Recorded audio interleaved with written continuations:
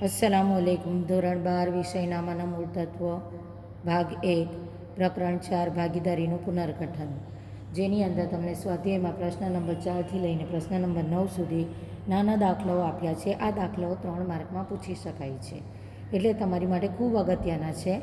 આ દાખલાઓમાં ત્યાગનું પ્રમાણ અને લાભના પ્રમાણની ગણતરી કરો એવો પ્રશ્ન પૂછવામાં આવે છે. તમે જાણો જ છો કે આ પ્રકરણની અંદર કુલ ભારાંક છે 5 માર્કનું, જેની અંદર 3 માર્કનો દાખલો પૂછવામાં આવે છે, અથવા તો થિયરીમાં તફાવત પણ હોઈ શકે. અને બીજો 1 માર્કનો MCQ અને 1 માર્કનો એક વાક્યનો જવાબ, એટલે કે સેક્શન A અને સેક્શન Bમાં 1 માર્કનો પ્રશ્ન પૂછવામાં આવે છે. તો આજે આપણે દાખલો નંબર 5 અહીં જોઈશું. એની રકમ વાંચીશું. કોમલ, કૃપા અને કરિશ્મા એક ભાગીદારી પેઢીના ભાગીદારો છે. તેઓ નફો નુકસાન 3:2:1ના પ્રમાણમાં વહેંચે છે. જ્યારે પણ તમને નફા નુકસાન ફાળવણીનું પ્રમાણ આપેલું હોય ત્યારે તમારે ધ્યાનમાં એને લેવાનું હોય છે.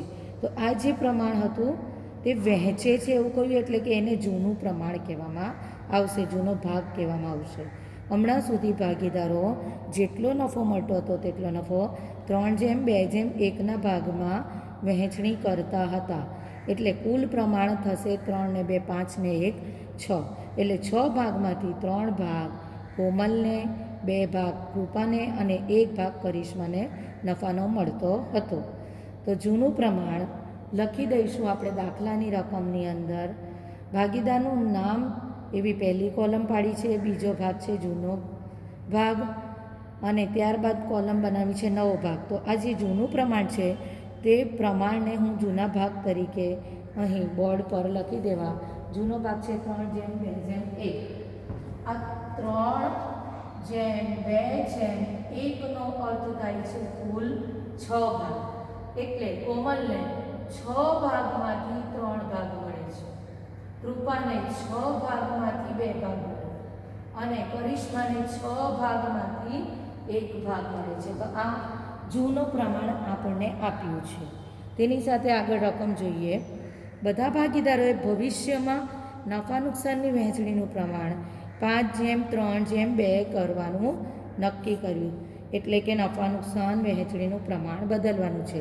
આગળ આપણે થિયરીમાં જોઈ ગયા છીએ કે જ્યારે ભાગીદારોની નફા નુકસાન વહેંચણીનું પ્રમાણ બદલાય તો તેને ભાગીદારીનું પુનર્ગઠન કહેવાય છે. અને પુનર્ગઠન સમયે તમારે જુદા જુદા પ્રકારની હિસાબી અસરો આપવાની હોય છે. એ હિસાબી અસરો આપવામાં પાઘડીની પણ હિસાબી અસર આપવામાં આવે છે. તો પાઘડી માટે તમારે ત્યાગ કે લાભ શોધવો પડે છે. તો એની માટે આપણે સૂત્રનો ઉપયોગ કરવાનો છે, ભાગીદારે કરેલ ત્યાગ. અહીં એવું કહ્યું છે આ માહિતી પરથી ત્યાગના પ્રમાણની ગણતરી કરો. તો ત્યાગનું સૂત્ર તમે શીખી ચૂક્યા છો, જૂનો ભાગ માઇનસ નવો ભાગ. અહીં જૂનો ભાગ મેં લખી દીધો છે.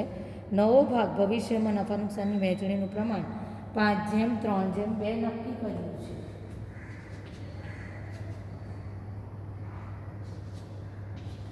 5:3:2નો અર્થ થયો કુલ કેટલો નફો હશે. તો 5 + 3 એટલે 8 અને 2 એટલે 10. એટલે કોમલને હવે 10 ભાગમાંથી 5 ભાગનો નફો મળશે, કૃપાને 10 ભાગમાંથી 3 ભાગનો નફો મળશે, અને કરિશ્માને 10 ભાગમાંથી 2 ભાગ નફો મળશે. અહીં તમને જ્યારે પણ પ્રમાણ આપેલું હોય તો કુલ પ્રમાણ એટલે એમને જે ભાગ આપ્યો છે તેનો સરવાળો કરવો. તો કુલ ભાગ જૂનો ભાગ 6 ભાગ હતો, જ્યારે નવો ભાગ 10 ભાગ કહેવાય. હવે સૂત્ર લખ્યું છે, સૂત્રમાં કિંમત મૂકીશું. ભાગીદારે કરેલ ત્યાગ બરાબર જૂનો ભાગ માઇનસ નવો ભાગ. જૂનો ભાગ છે 3/6 માઇનસ નવો ભાગ છે 5/10. હવે અહીં છેદ અલગ છે. જ્યારે પણ તમારે બાદબાકી કરવાનું હોય કે સરવાળા કરવાના હોય ત્યારે બંને રકમના છેદ સરખા હોવા ખૂબ જરૂરી છે. તો એ છેદ સરખા કરવા માટે તમારે લસાઅ કરવું પડશે. એટલે અહીં 10 છે તો એવું કોઈ રકમ આપણે મેળવવી પડે કે જેના દ્વારા બંનેના છેદ સરખા થઈ જાય. તો 3/6 છે અને 5/10 છે. અહીં આપણે કોઈ સામાન્ય આંક લાવવું હોય તો આ બંને રકમનો ગુણાકાર 6 ને 10 થી અને 10 ને 6 થી ગુણાકાર કરીએ તો 6 ને 10 થી ગુણાકાર કરીશું તો પણ 60 આવશે અને 10 ને 6 થી ગુણાકાર કરીશું તો પણ 60 આવશે. હવે લસાઅનો નિયમ એવો કહે છે કે જ્યારે તમે છેદને જે રકમ દ્વારા ગુણાકાર આપો તેટલી જ રકમ દ્વારા અંશને પણ ગુણાકાર કરવાનો છે. આ નિયમ તમે આગળ ગણિતની અંદર શીખી ચૂક્યા છો. તો એ નિયમ મુજબ આપણે 10 થી 3 ને ગુણાકાર આપીશું એટલે 30 થઈ જશે અને છેદમાં 10 ને 6 થી ગુણાકાર કરીશું તો 60 થશે. એ જ રીતે અહીં લસા કરીએ તો બંને રકમને અંશ અને છેદને 6 થી ગુણાકાર આપીશું તો 6 50 30 અને 6 એ 60. તમે જોઈ શકો છો અહીંયા બંને રકમના છેદ સરખા થઈ ગયા છે તો 30 60 અંશ અને 30 60 અંશ.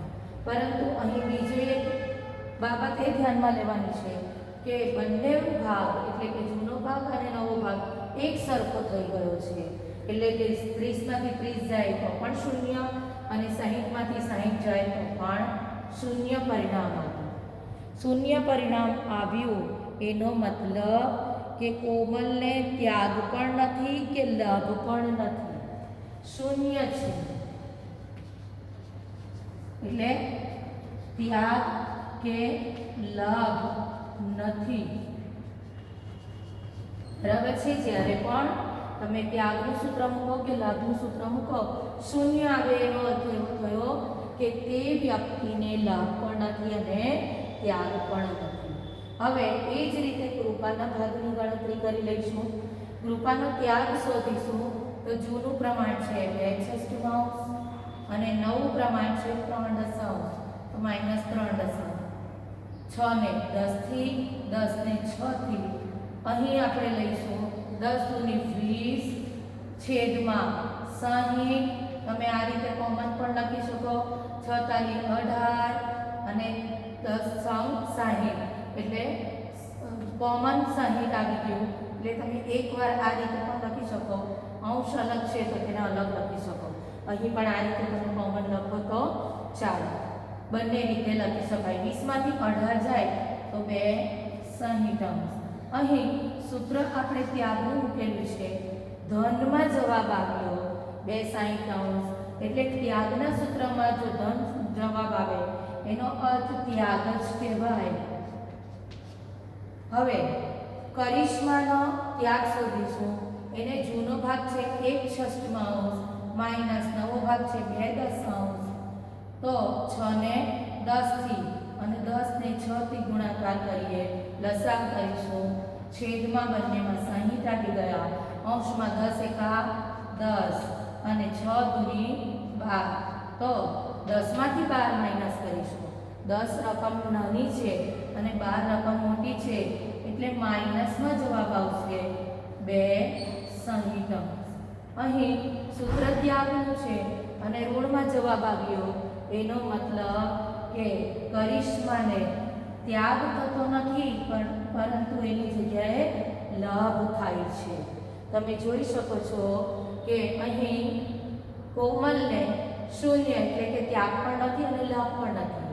જ્યારે કૃપાને 2/60 અંશ ત્યાગ છે અને કરિશ્માને 2/60 અંશ લાભ છે.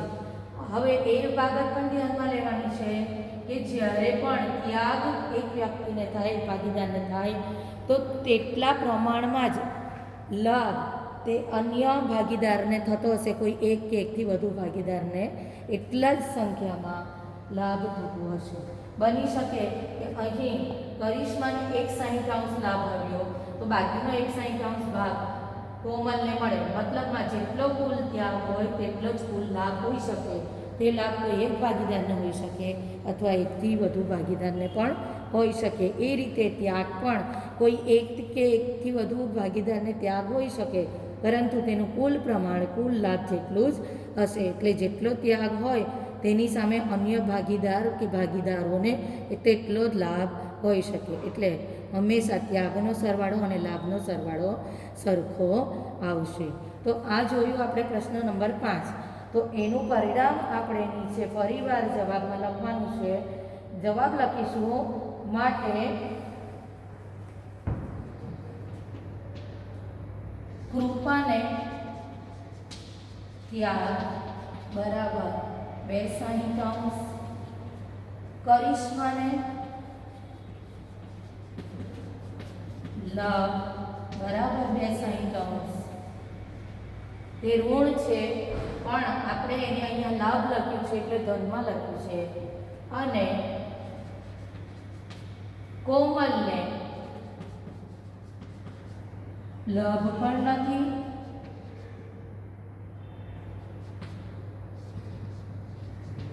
કે ત્યાગ પણ નથી લાભ કે નથી ત્યાગ. આ રીતે તમારે આ દાખલો ગણો તો તમને 3 માર્ક મળશે, જેની અંદર સૂત્ર લખવું ખૂબ જ જરૂરી છે.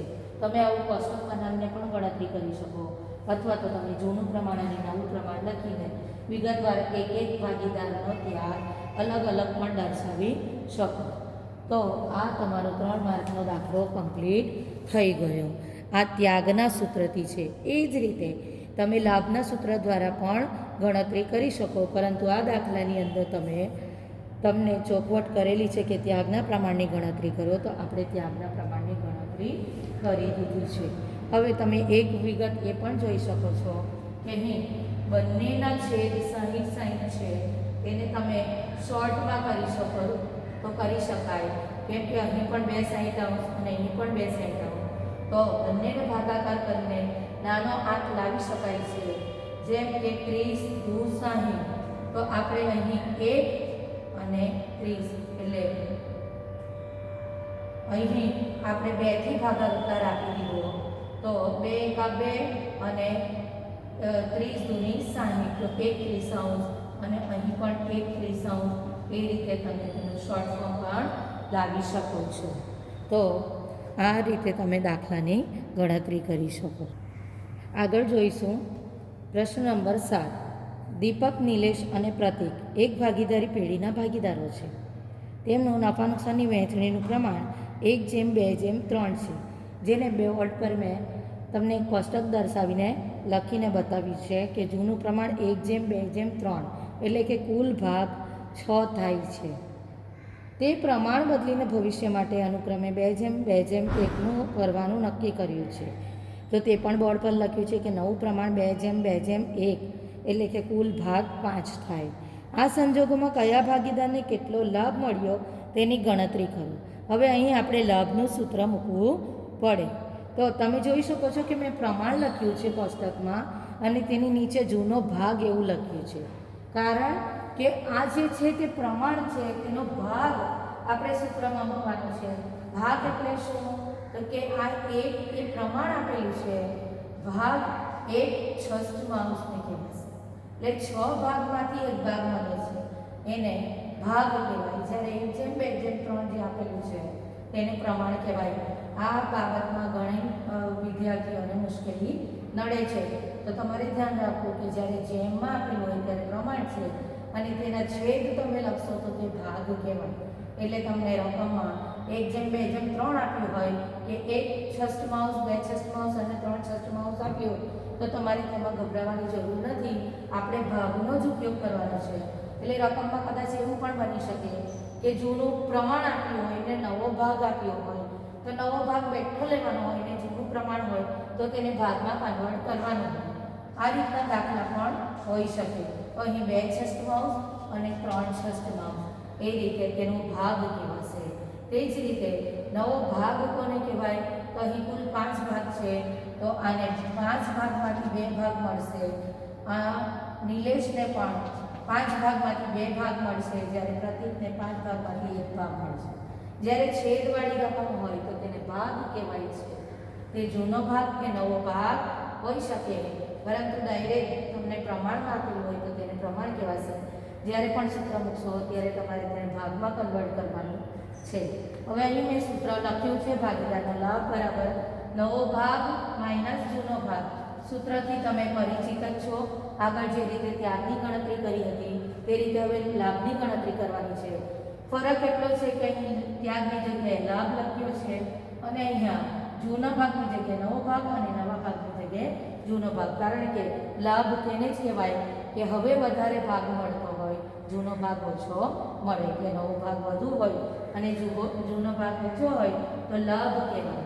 હવે આમાં પણ એક નિયમ રહે છે, જો શૂન્ય આવે તો નહીં લાભ કે નહીં ત્યાગ, પરંતુ લાભનું સૂત્ર મૂક્યું હોય, ધન સંખ્યા આવે તો લાભ કહેવાશે અને ઋણ સંખ્યા આવે તો ત્યાગ કહેવાશે. તો અહીં આપણે રકમ મૂકીશું. દીપકનો નવો ભાગ કેટલો છે? નવો ભાગ છે 2/5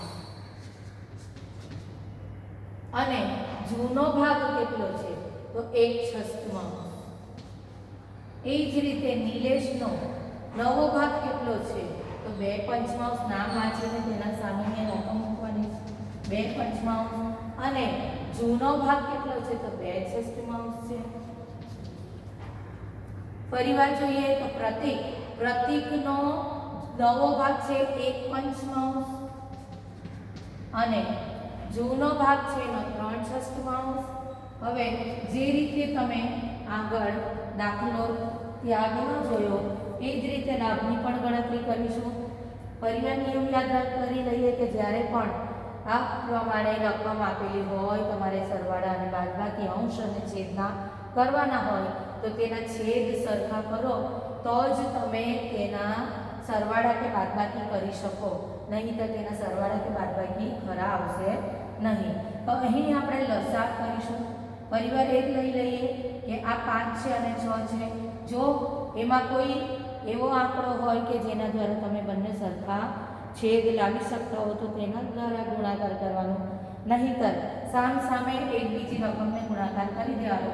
એટલે કે 5 ને 6 થી અને 6 ને 5 થી, તો 5 6 30 એ રીતે લસાઅ કરી શકીએ. તો અહીં પણ આ જ પ્રમાણે આને પણ 6 અને આને 5 થી, અહીં પ્રતીકમાં પણ 6 અને 5 થી, એટલે ત્રણેયમાં છેદ તમારા થઈ જશે 30. 5 6 30 અને 6 50 પણ 30, એટલે છેદ 30 થઈ ગયો. હવે આને લસાઅનો નિયમ તમને ખબર જ છે, જ્યારે છેદને તમે ગુણાકાર આપો છો ત્યારે અંશને પણ હંમેશા ગુણાકાર કરવું પડે, એટલે 2 ને પણ 6 થી ગુણવું પડે. તો 6 દૂની 12 અને 5 એકા 5. એ જ રીતે અહીંયા પણ જોઈ લઈશું નિલેશમાં 6 દૂની 12, 5 દૂની 10 અને છેદમાં આવશે 30. પ્રતીકમાં જોઈશું 6 એકા 6, 5 તાલી 15 અને છેદમાં 30. હવે આપણે ભાગીદારનો લાભ છે કે ત્યાગ છે તે અહીં ગણતરી કરીશું એટલે મળી જશે. 12 માંથી 5 જાય તો 7 અને 30 છેદમાં લખી દઈશું. 12 માંથી 10 જાય તો 2 અને છેદમાં 30. 6 માંથી 15 જાય એટલે ઋણ આવશે, કારણ કે 6 એ નાની સંખ્યા છે, 15 એ મોટી સંખ્યા છે, એટલે જવાબ ઋણમાં આવશે. 6 માંથી 15 જાય તો 9, એટલે કે 15 માંથી 6 માઇનસ કરવાનું અને આગળ ઋણની સંખ્યા મૂકી દેવાનું. આ એક મૂળભૂત પ્રકારનો, પ્રાથમિક પ્રકારનો તમારો નિયમ તમને આવડતો જ હશે. છેદમાં મૂકી દઈશું 30. તો આપણે જોઈ શકીએ કે અહીં લાભના સૂત્રમાં 2 ધન સંખ્યા આવી એટલે બંનેને લાભ કહેવાશે. જ્યારે અહીં લાભના સૂત્રમાં ઋણ સંખ્યા આવી એનો મતલબ ત્યાગ થયો. તો 2 ભાગીદારોને લાભ થાય છે અને 1 ભાગીદારને ત્યાગ થાય છે. એક બાબત એ પણ ધ્યાનમાં લેવાની છે કે બંનેના લાભનો સરવાળો જ એક ભાગીદારનો ત્યાગ કહેવાશે. કેમ કે 7 અને 2 9 થાય તો કુલ ત્યાગ 9, એટલે કુલ લાભ જેટલું હોય તેટલું જ કુલ ત્યાગ હશે. એ તમારે ધ્યાનમાં લેવા જેવી બાબત છે. એટલે જ્યારે પણ તમે દાખલો ગણો ત્યારે તમારો લાભનો સરવાળો અને ત્યાગનો સરવાળો એક સરખો હોવો જોઈએ. બની શકે કે કોઈ 2 ભાગીદારને ત્યાગ હોય અને એક જ ભાગીદારને લાભ થાય એવું પણ બની શકે. તો આ દાખલો તમારો થઈ ગયો છે. પરિણામ લખી દઈશું. દીપકનો લાભ બરાબર 7/30, નિલેશનો લાભ બરાબર 2/30 અને પ્રતીકનો ત્યાગ બરાબર 9:30. તમે જોઈ શકો છો કે અહીં મુખ્ય બાબત કેટલી છે. તો આ રીતે તમારે જૂનું પ્રમાણ અને નવું પ્રમાણ, આ તમારી સમજૂતી માટે છે. ફક્ત તમારે જૂનું પ્રમાણ અને નવું પ્રમાણ દર્શાવી દેવાનું છે. જૂનો ભાગ નવો ભાગ ન લખો તો ચાલે, અથવા તો જૂનો ભાગ નવો ભાગ લખો અને જૂનું પ્રમાણ નવું પ્રમાણ ન લખો તો પણ ચાલે. આ સમજૂતી માટે છે, પરંતુ પ્રમાણને તમારે અલગ દર્શાવવું પડશે. મુખ્ય છે સૂત્ર, ગણતરીઓ અને આ જવાબ. આ 3 માર્કમાં તમારો દાખલો પૂછાઈ શકે છે. તો નાના મસ્તા દાખલાના 3 માર્ક કવર કરવા કોઈ મુશ્કેલ નથી. આ બંને પ્રકારના દાખલાઓ તમે 3 માર્કમાં તમને પૂછાય છે. બેમાંથી કોઈ પણ એક જ દાખલો પૂછાઈ શકે. તો એ તમારે બેઠા માર્ક લેવા જેવા છે. આગળ ફરીવાર મળીશું. ત્યાં સુધી ઘરે રહો, સુરક્ષિત રહો.